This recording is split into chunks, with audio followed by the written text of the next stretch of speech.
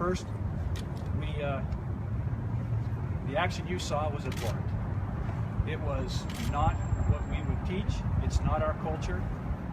It did occur. That is our videotape. We don't back away from that. And I promise that we will take appropriate actions to look into this situation and to investigate it through our internal affairs process. So, with that being said, know that I have started an internal affairs process.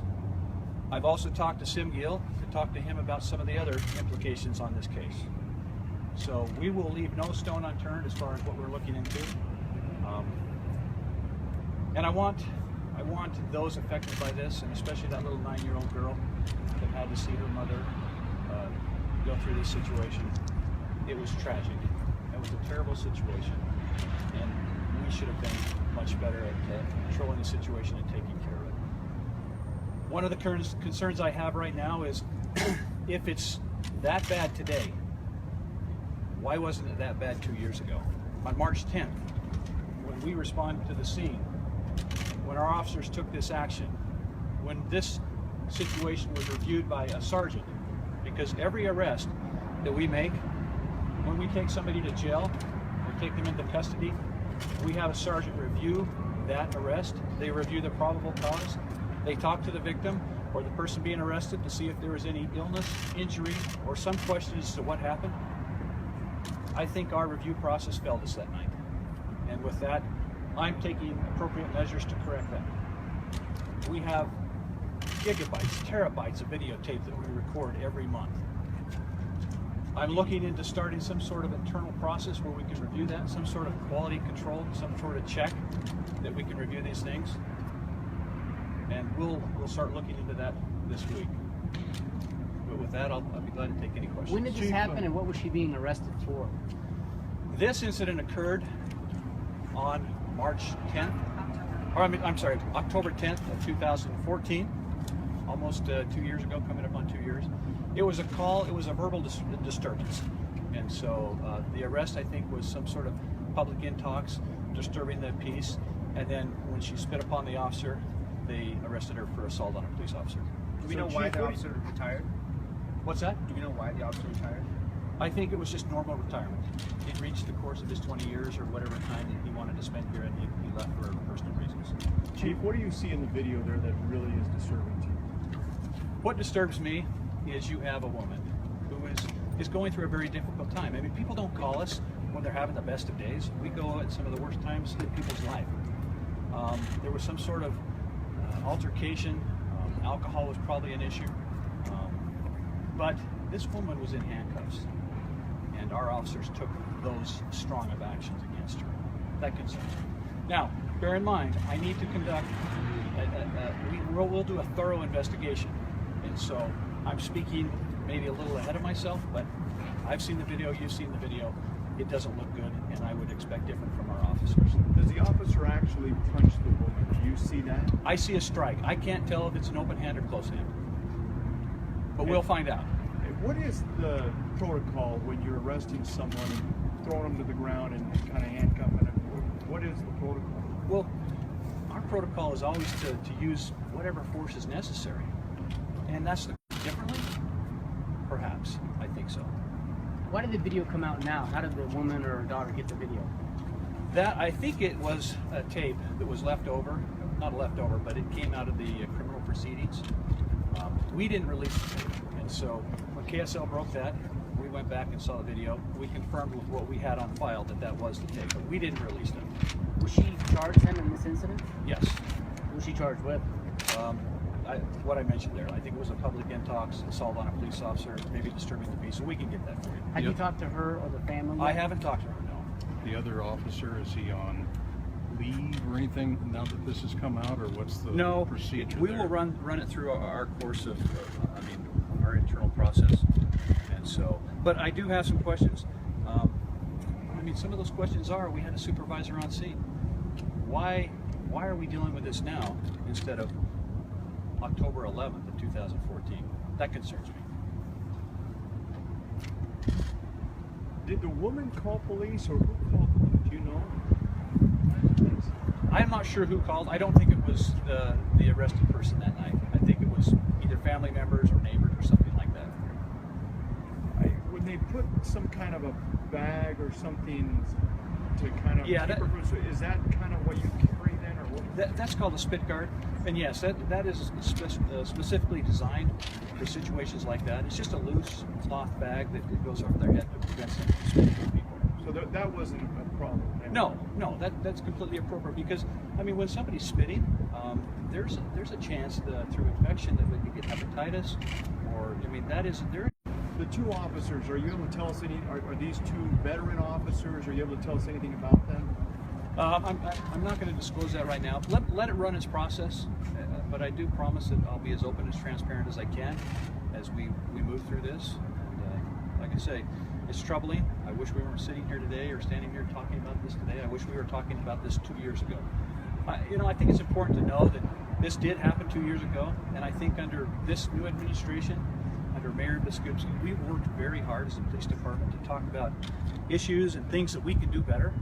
And we've invested a lot of time in de-escalation training. We've worked very hard on, we put into policy or into practice, it's called 909. It's kind of a code that we use amongst each other because we're human too. There are things and situations that push our buttons, or perhaps we're having a bad day. And when that happens, it's incumbent on us to take care of our fellow police officers. And so that would be a situation where you would step in and say, hey, look, I can see this is probably not your best situation. Let me see if I can do something. Let me take over, step back, and hopefully we don't get to that type of situation. So yeah, we are our brother's keeper on the street. We really have to be. You mentioned the strike in the video. What do you make of the language that you used in the video? The language was absolutely horrible. There's no excuse for that language. In action and in word, I can't condone that. Now, did you feel it was too rough also the way he brought her down, or what your feelings about while she was down on the ground? I think the totality of the circumstances could have been handled differently. But with that being said, I want the investigation to play out. I think we need to hear from the officers if there might be some other situation. But again, I'm looking at the same tape you're looking at. I get a chance to talk to you, the officer still working for you yet about what happened? No. Quality control process. Are you concerned on finding out more incidents like this that has been, not handled properly? You know what? This is alarming, and I'm really concerned that we didn't know about this earlier. I think this is, like I said, I think this is the outlier. But if we're going to have videotape, and that's what policing is going to. Everybody's pushing for body camera. Our officers, it affords us privileges and it affords us protections because it's on video too, because it helps us too. So I think we should take every strategy to look at ways that it can improve the way we police and our transparency. So yeah, I think it's a good thing. What's the latest? How many officers in your department use body cams? About 340 cameras are deployed on the streets. Out of how many total officers you guys There's have? 452 sworn. So administration, I don't have one, but would you say most officers that are patrolling have body cameras? Yeah, any officer that's dealing as a first responder or on the street has a camera. Do you know if there's another view from the other officer's camera of kind of what happened there? No, that the other officer did not have tape. What was posted on the YouTube of the incident? Yeah, there's a longer. It's much longer. Anything in there noteworthy that? No. It's the worst of what we've all seen is on that part that was posted. What kind of penalties could happen to an officer in this kind of situation? If there is. Well, there's internal. There's policy. If they violate policy, we can take policy action within the police department. It could be a letter, it could be time off, it could be termination. But then there's also the criminal proceeding too, because that officer, based on what you saw, that could be looked at as an assault by a police officer. Is that what Sim Gill's office? Yeah, Sim would look at that and review that. And I had a call into him last night before I went home, and I'm going to talk to him today. But the one thing, if you could help me with this, I want the citizens of this city to know that this is a good police department, that the officers do great work day in and day out. I mean, hundreds of calls, thousands of arrests. And I promise we'll take care of it. And if there's more situations that we need to disclose, we will. I mean, that is one of the things that I commit to, and Mayor Biskupski. I mean, we're going to be as open and transparent as we can in these situations.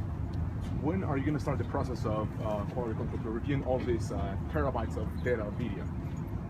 Well, first I'm going to meet with some of my administrative staff to talk about, because there is so much data. I mean, we're downloading about 440 gigs per week, and that would be an awesome task to have to review all that.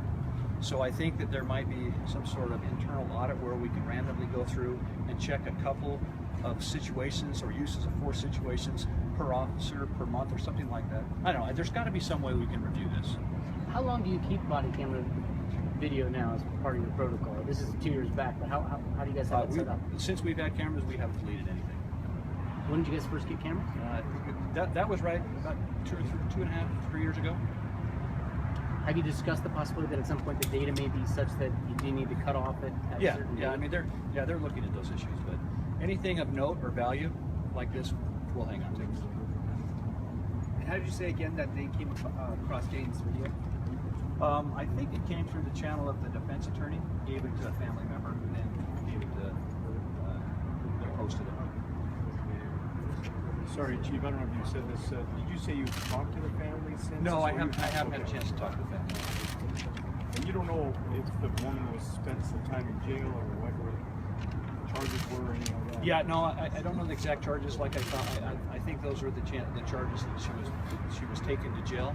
I think at jail she was refused at jail. She wasn't put into jail. Yeah. Anything else? Switching gears, Station wanted me to touch on if there's anything new at the Rose Park shooting on Tuesday. No. Okay. And they also wanted me to touch on Let's get them all. Shooting at 8th North or something. Abdi Muhammad. That we're still in the waiting period. We're still waiting for Civil decision. So we're just going to comment on that right now. Are you releasing the 16-year-olds shooting? Not yet. No. Are you going to? I think in time we will. Okay. Well, thank you very much for your time. Thank you very much, Chief.